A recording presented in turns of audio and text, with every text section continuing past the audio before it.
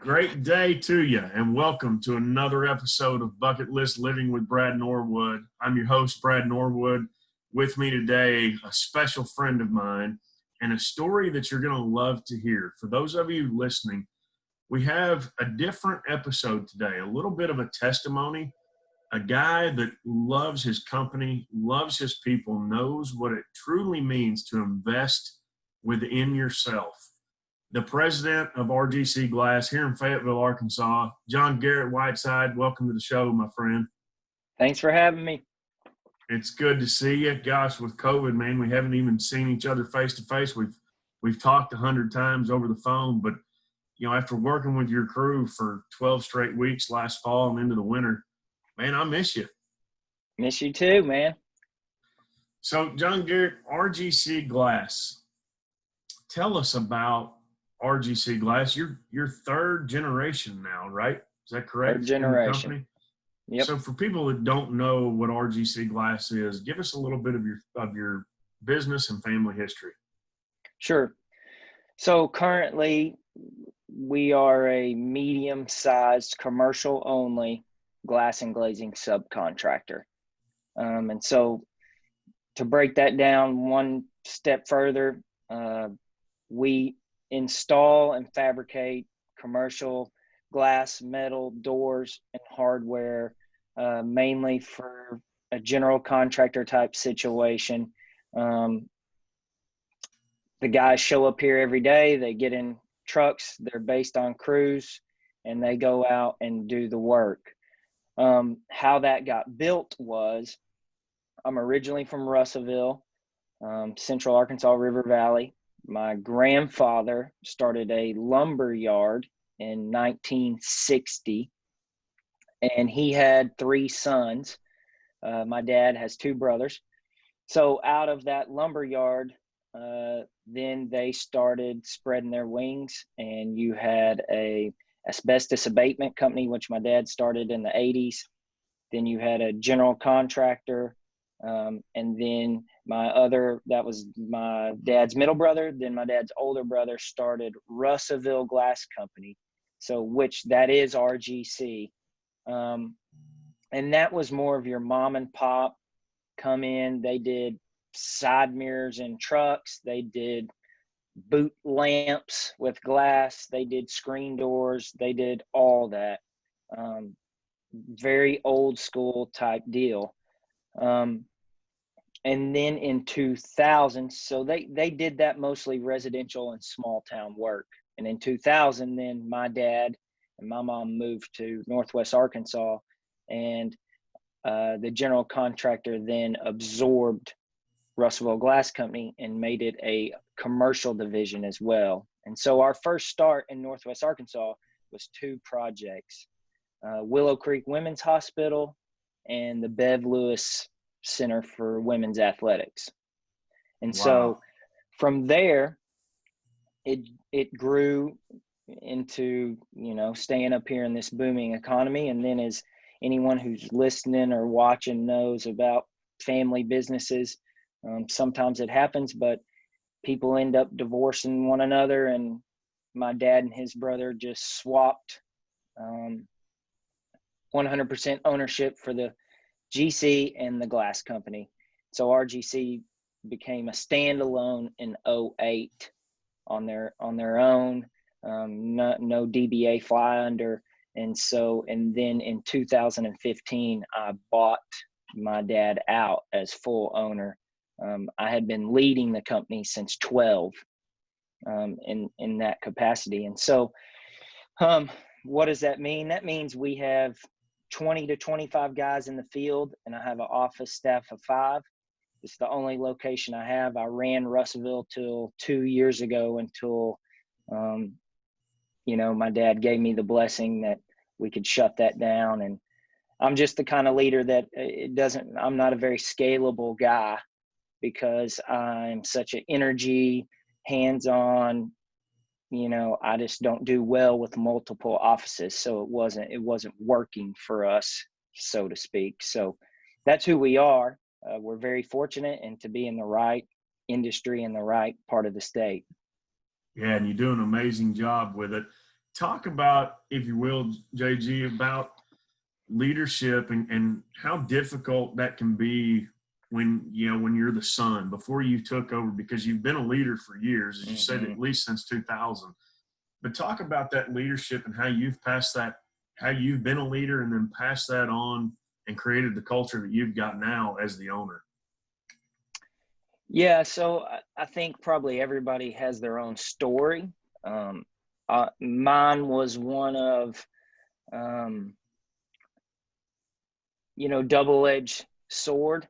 It was both the handicap and the crutch for me. The handicap because the boy wants to become a man and wants to fly the nest, and I thought I knew everything much better. The crutch is, the boy doesn't get scolded from the comfortable treehouse.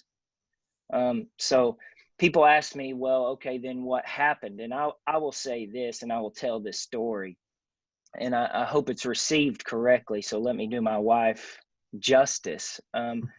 One day she said, how much money can you make? And I said, excuse me?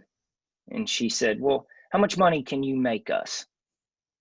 And I said, I don't know. And she said, well, why don't you know? And I said, I just looked at her, and she said, because your dad tells you. And until you put your stuff on the line, you're not in full control of what you can and can't do.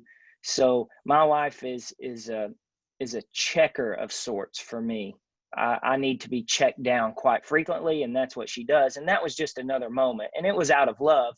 I hope people understand what I'm saying. And so from that moment, I thought, okay, I'm playing both sides of this fence. I'm whining and complaining, but really, when am I going to step up and be in control of my own destiny? Right now, I'm just a boy with a bunch of ideas, kind of crying wolf.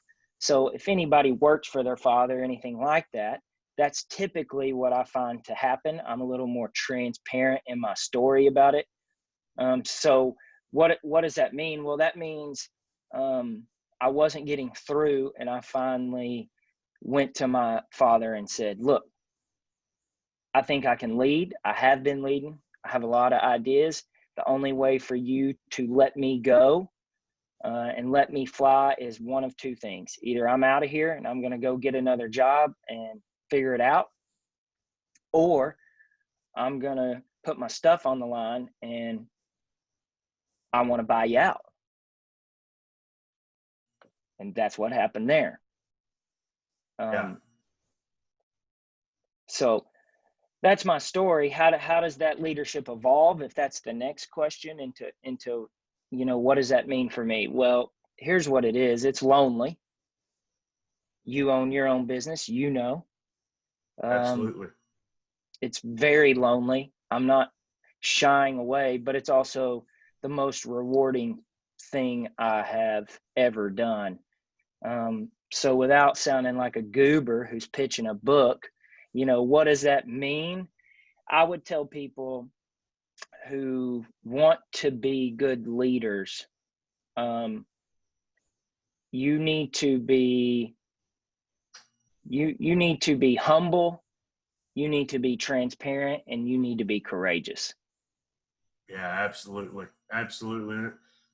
Again, you teed it up for me. That's a great segue, because we teach a lot of that, especially the courageous part within the bucket list life plan. And John Garrett, you were fortunate enough and a blessing to us to be one of our first groups that we took through it. And you took all 26 of your employees, That's entire right. staff, all the blue collar guys, if you will, outside, to your executive team of 5 that you have there in the office.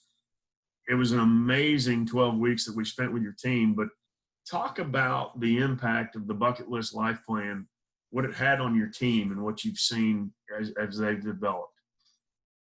Yeah, so I would say where the bucket list plan catapulted us and very much helped me personally was we were already using language in our culture. So I would take one step back and say, when I bought the company, instead of doing, which I have zero judgment that a lot of people do, I wasn't worried about the outside world because we were already known and had business. What I wanted to do was transform us inside, so that we could then be better outside. So we were already using language. We had already defined core values as authenticity, transparency, generosity. Those are RGC's 3 core values. My people were not afraid of that language. I use the word love. I love them. They know that.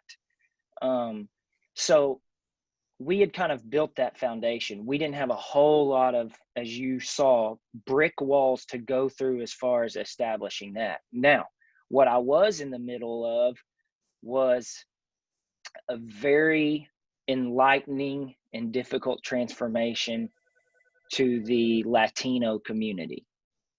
I'm heavy Latino Hispanic, heavy blue collar, and I was trying to both merge cultures and groups and rewrite the narrative, quite frankly, for my Latino people.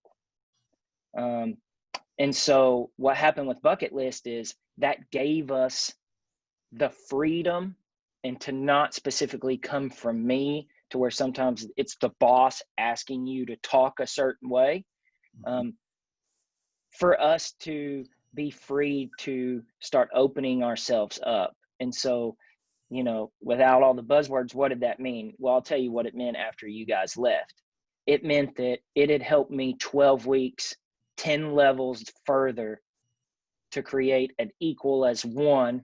Isn't this ironic today that we're talking about this? Equal as one united work group where we didn't see Caucasian white guys different than brown Latino guys. We don't see that here. And the Bucket List catapulted me and us to get past that hurdle that I had been pretty digging hard to get through.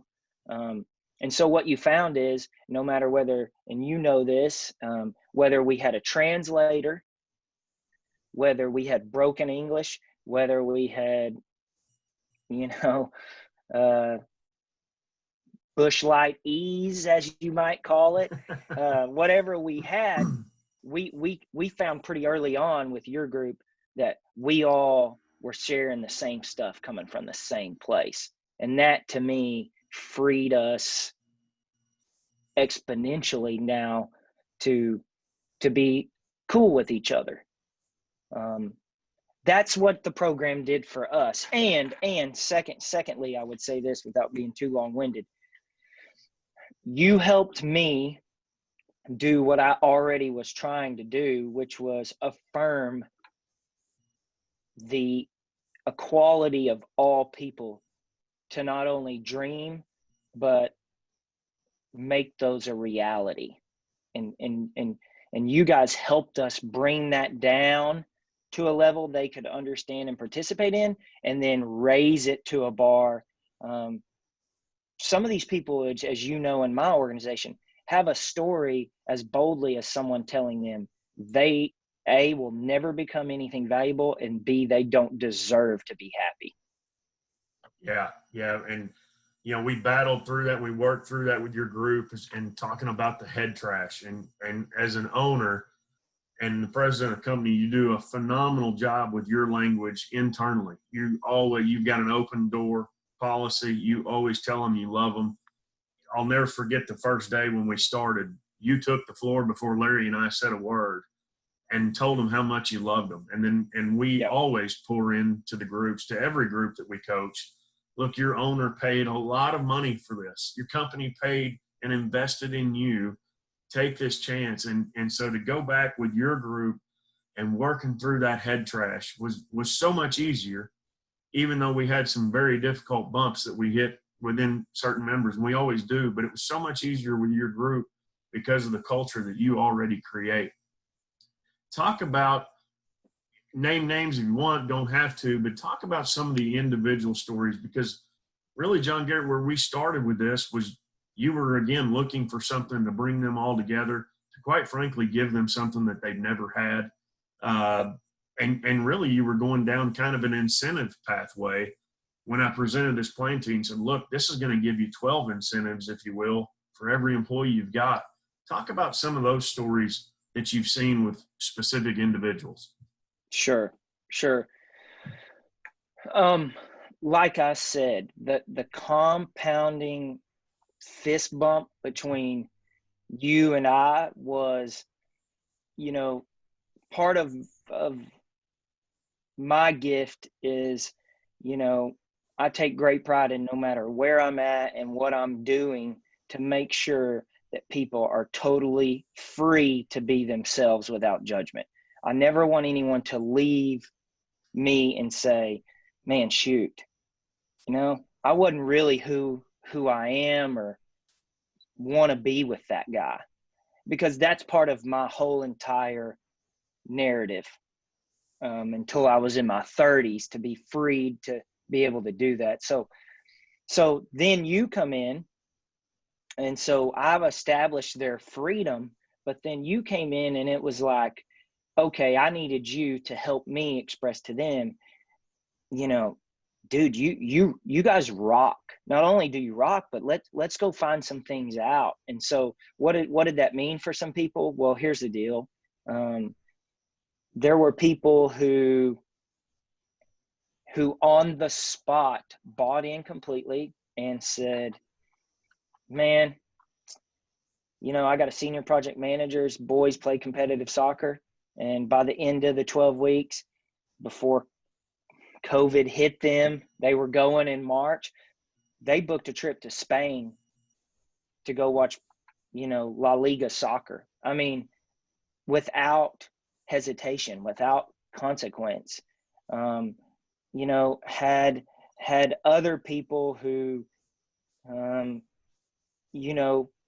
expressed, why they journey to Mexico for 3 weeks to see their family, and what did that mean for them while they were there, and could they be more confident in their giving, while they were there. Some people, let's talk about my industry and my culture. Some people who don't communicate with their children were making calls. Had a guy in the office whose daughter, very similar to your story with your kids, but not daughter, a wife, who had a heart mass, and they credit this nurse for saving her life. And he went and ran down a journey to try to find her, to communicate with her. Guys who love NFL football, never been to a game, called to find out how to get a ticket to the Green Bay Packers. We had people saying they just want to get sober. We had people saying, I'm going to call today, and they did, to get my GED. And I think that's when I realized that the bucket list really is beautiful, because the entry point is non-judgmental. There is no barrier. The barrier is only the participant. And those are the situations I love. None of these guys had to do anything to earn you, and you to look at them and say, well, we're not really talking about a GED here, Buck. Yeah. We're talking about Pebble Beach and those.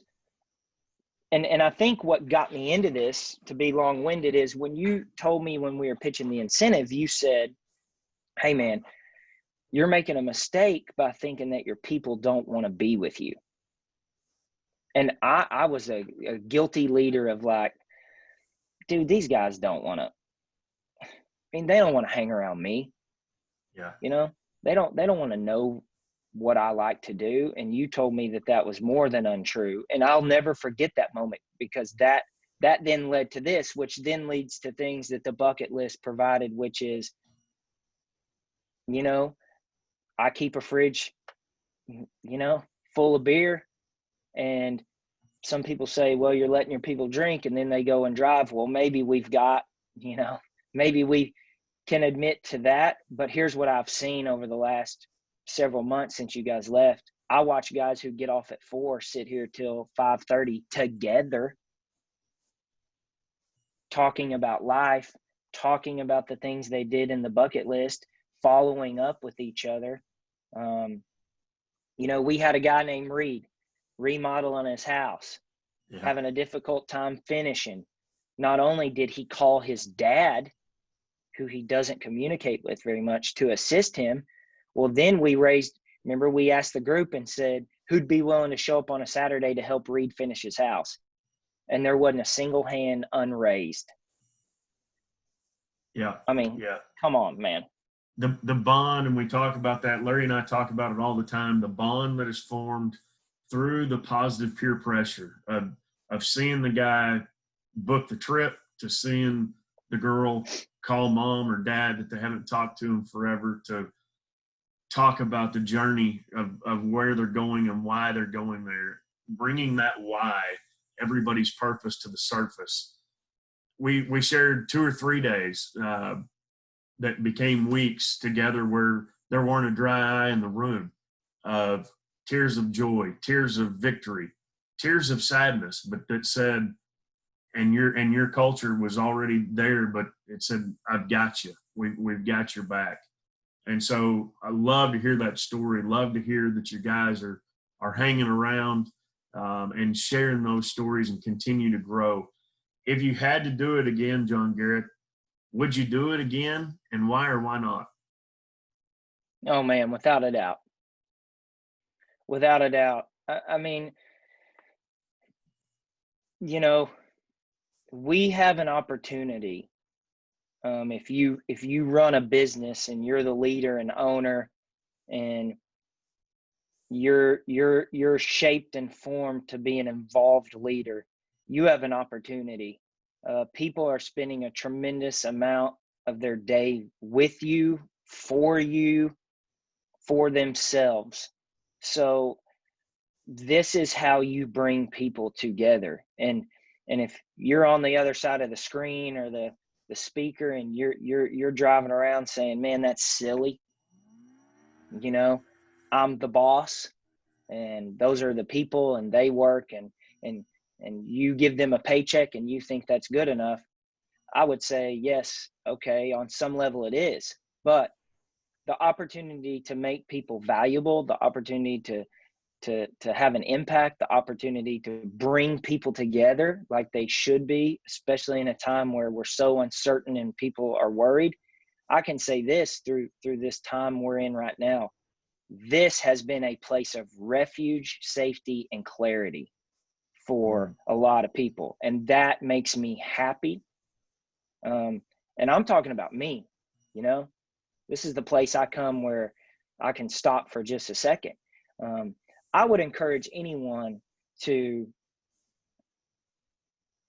when you're done, that amount of money will not be in your mind. Now, you and I have talked about this, and let me say this to all the individuals who lead. You're my opposite element, but I do give you kudos. If you lead by return on investment and a numbers, and you put pen to paper, and well, for $1,200 an employee, this is, you're trying to find what 1,200 plus X equals Y. You need to probably tell yourself your truth and let that go, because it ain't happening that way. And I'm not judging you. I'm just saying, by the time it was over, I could have looked someone in the eye and said, yeah, dude, we paid $5,000 an employee, or I don't even know what we paid, if that tells you anything. Maybe that's my windiness and my energy flare for rules, but you won't think twice about it, because when you go out into my shop and you see Latinos with whites, with management, with laborers, with apprentices, with glazers, with lead men, and they're all sitting around saying, hey man, are you still going to go to Disney World? Hey man, have you finished your house? Hey man, do you need some help? Hey man, there it is. Yeah. And we wouldn't be there right now if it wasn't for you guys. Well, we appreciate that. We appreciate that. And Again, it's fun to see you guys grow. I love being out and around town and seeing the RGC trucks. I always give them a honk and a wave. It's always good to see the guys.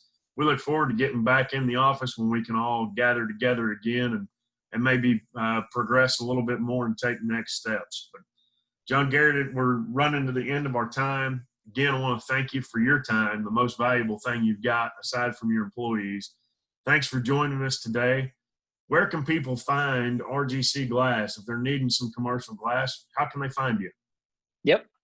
So we're at RGC like in a phone number, glass.com, 479-444-6214. And I would say this, there's nothing too big and definitely nothing too small for us. We're trying to craft an experience from the time you call us till the time we're done. So I appreciate it. It's an honor to do this. First time to ever have done this. So I'm pretty jacked up. It's a pretty big day in the house last night when I told my wife I was on a podcast. So I don't care if there's one listener or 10. This dude feels pretty special. Well, I appreciate it. We checked another item off your bucket list, hopefully. Who knew the podcast would be on your bucket list, right? Amen. John Amen. Garrett, man, thanks again for joining us. Hey, the next time you're sitting in a football stadium and you're in a suite whenever sports do come back, remember that glass you're looking through probably came from RGC. Have a great day, and never forget that the bucket list life is a life worth living.